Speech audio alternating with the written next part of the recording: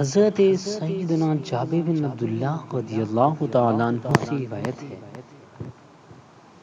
کہ رسول اللہ صلی اللہ علیہ وسلم نے ارشاد فرمایا، میری امت کو ماہ رمضان میں 5 چیزیں ایسی عطا کی گئی ہیں جو مجھ سے پہلے کسی نبی علیہ السلام کو نہ ملی۔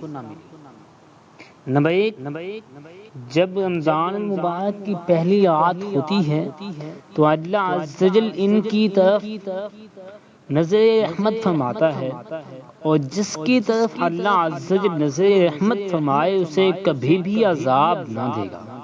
نمبر 2، شام کے وقت ان کے منہ کی بو جو بھوک کی وجہ سے ہوتی ہے اللہ کے نزدیک مشک کی خوشبو سے بھی بہتر ہے۔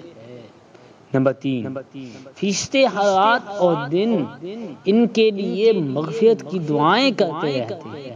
نمبر 4، اللہ تعالی جنت کو حکم دیتا ہے، میرے نیک بندوں کے لیے مزین ہو جا، ان قریب وہ دنیا کی مشقت سے میرے گھر اور کرم میں راحت پائیں گے۔ نمبر 5، جب ماہ رمضان کی آخری رات آتی ہے تو اللہ عز و جل سب کی مغفرت فرما دیتا ہے۔ قوم میں سے ایک شخص نے کھڑے ہو کر عرض کی، یا رسول اللہ صلی اللہ علیہ وسلم، کیا یہ لیلۃ القدر کی رات ہے؟